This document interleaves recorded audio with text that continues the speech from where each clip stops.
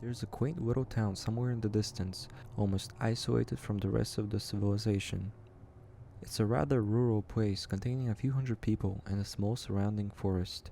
Despite the small size of the area, the streets would always be bustling with folks running errands, working on outdoor projects, and being generally social. Now, those roads are empty. Well, empty of human beings, rather. You see, something has been spreading among us lately. A sickness that has left our community in ruin has fallen upon us, turning the world as we know it on its head. No, not a sickness, but something more. Something none of us could have ever imagined has emerged, consuming not only our humanity, but the hope we once held as well. When the animals began acting strangely, we initially tried our best to pass it off as nothing. We could catch the deer peering at us from the foliage. They never blinked. All they did was keep their eyes on anyone who passed by, tracking their every movement. When I found myself close to the woods, I noticed several eyes glued onto me. As I cautiously approached them, something seemed wrong. They weren't even remotely afraid of me, holding their ground and continuously observing my movements. I stopped in my tracks, taking in the sight of the deer before me. Their bodies were scraped and bruised like something had brutally assaulted them. Their form was almost skeleton-like as a result of malnourishment. Despite their injuries, their face lacked any sort of emotion. It was as if they weren't even aware of their condition. I silently backed away from the deer, their eyes still locked onto every move that I made. These strange confrontations with the animals would progressively grow weirder as time went on. Rather than holding their ground when someone was close by, they would begin approaching the person. At first, their movements were methodical and their eyes never wavered from their target. Soon enough, however, they grew bolder and their movements became faster. Some people would awake in the dead of night to find a pair of animals' eyes glaring at them through the window. Their faces would be pressed against the glass, breathing heavily on the clear surface. During these stages, their bodies were even thinner, their wounds were more profound, and their eyes far wider than before. Their faces, which had once been ripe with life, now appeared sunken. Their skin was stuck against the bone underneath.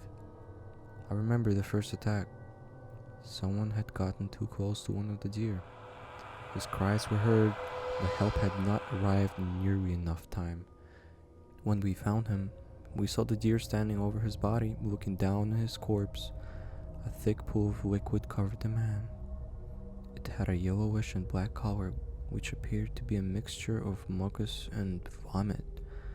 We witnessed the liquid, which we would later coin as the contagion, sliver into the man's mouth, seemingly moving on its own. The deer noticed our presence and looked up at us. We could see the deer's ribcage now, the bones protruding from its skin. The patches of fur on its back and stomach were messy and soaked with blood. Several people passing by stopped and took notice of what had happened. Some screamed with horror, while others gagged at the ghastly sight. I covered my mouth with my hands, attempting not to get sick of the vomit-inducing scene before me. Everyone winced as the deer took a step towards us, and then another. Then it dropped to the ground, dead. The two bodies were soon surrounded by the morbidly curious spectators, everyone either whispering or calling for help. Our small town had never witnessed such a grisly sight, and we had an extremely small law enforcement presence since, well, nothing ever happened here. I looked at the man once more. His mouth hung open, his eyes nearly bulging out of their sockets.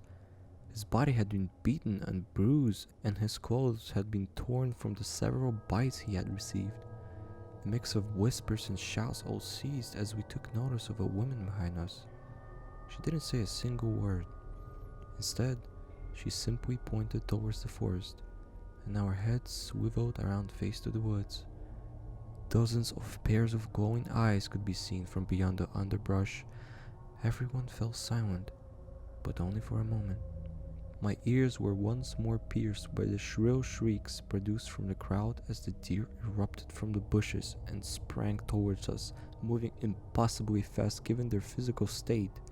We were frantically sprinted in the opposite direction, shoving past one another and making their way towards their homes.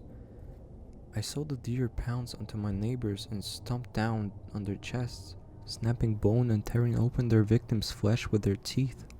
The cries of those who were being attacked were quickly stifled by the deer crushing their throats with hefty hooves. I tried my best to keep my vision away from the hordes of monstrous animals attacking the people around me.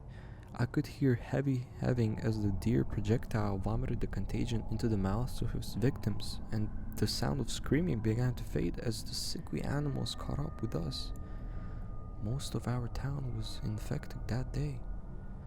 Our few police officers fired round after round at the deer, but no avail. I do my best to suppress the memories of the outbreak.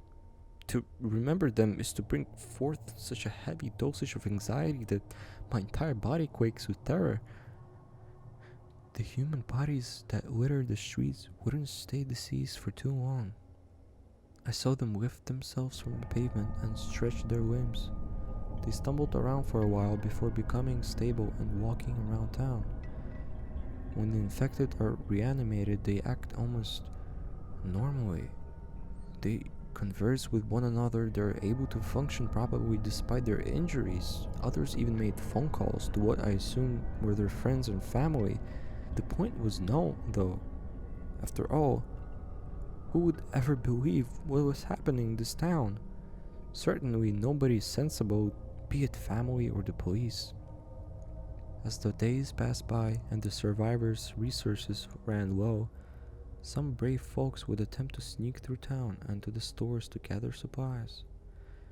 The infected wouldn't even attempt to give chase to the looters. Instead, they stared at them with their cold, dead eyes. Disturbingly enough, it seemed like the infected were completely aware of what was happening. They could be heard sobbing at times. Some even crumpled to the ground and angrily pounded their fists into the ground until their fingers bent backward and their hands tore open. They showed no reaction to the pain, however. Instead, their lack of feeling sent them to a further rampage. Before they could injure themselves more, they stopped. They sat there, motionless for several minutes, as something took control of their actions and prevented them from sustaining greater damage. I also saw the infected lose control of their movements as they attempted to exit the town. Something was keeping them there, and something was preserving their bodies as well. A few days quietly passed, and the infected remained dormant and harmless. Their bodies grew malnourished, regardless of how much they ate. I felt sorry for them in that regard. My body was growing thin as well, and I had been quickly running out of food.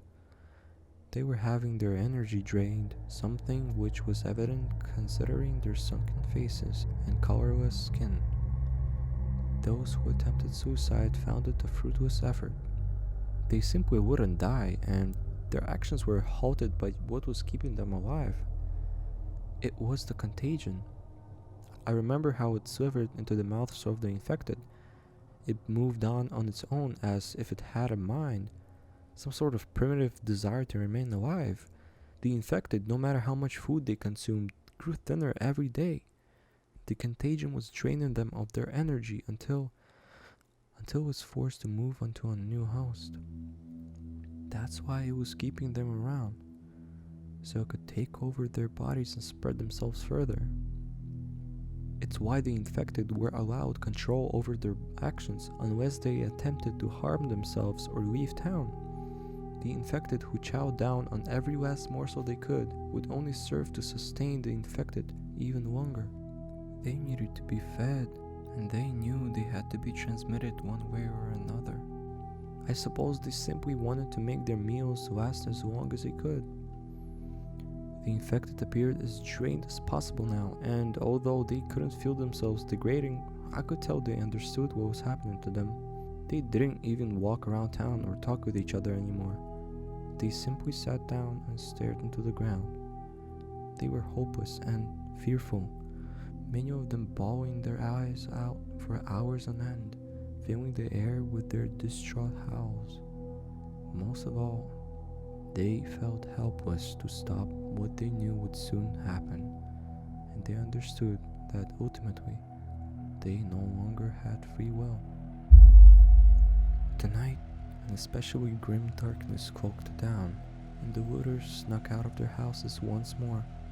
I didn't see the survivors, but as I witnessed the infected rise from the ground, I knew they were out in the streets once more. They saw the survivors and they all turned their heads in their direction.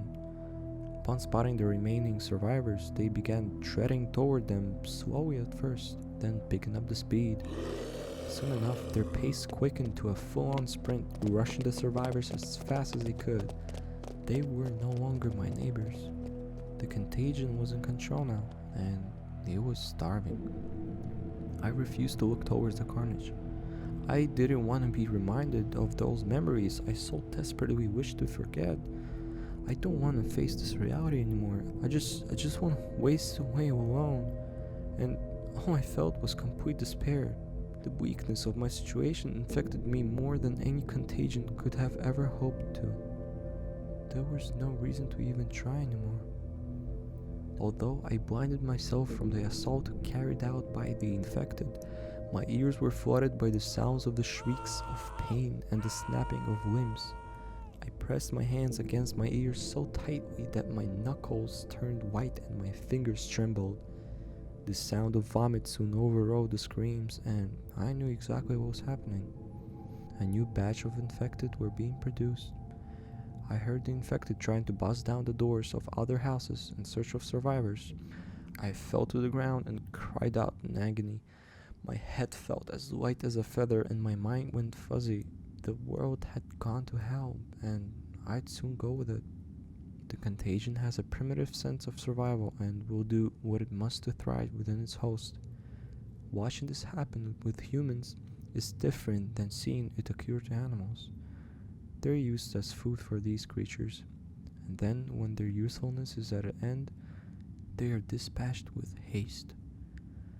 I kept trying to ignore the hellscape outside. I could hear footsteps faintly approach the house I barricaded myself inside of. Was it an infected? Now, here I sit, staring blankly at the glowing computer screen in front of me. I'm surrounded by empty wrappers and food cans spread around the room, and I'm unsure of what is to come. The footsteps grew nearer, and then I heard pounding on my door. I don't think I've got much time left, so I'll have to wrap this up with haste. Soon, there will be no more survivors left in this wasteland. As the contagion realizes this, they'll grow famished. I suppose they will spread out in an attempt to find more hosts to feed off. They're fast, strong, and damaging them won't slow them down unless you destroy them completely. The banging on the door is getting louder. Whatever is on the outside is getting through. There's no reason for me to run from this reality anymore. The door will come down at any second, and with it will come my demise. I have to go. Someone broke through. A young man ran into the house and produced a petrified look upon observing me. It was a survivor, and he ran upstairs and out of view. I can feel the memories rushing back from me from the outbreak, memories which hold a truth within them, a truth which I have long since attempted to deny. As my bony fingers tap against the keyboard, I feel my mind begin to fade away. I can't run away now, and soon I will be no more. A foul liquid is working its way up my throat. I don't have much time left, and neither does the young man inside my home. I get up from my seat and I look down upon my thin frame with dismay. I think it's time for me to go. I feel hungry.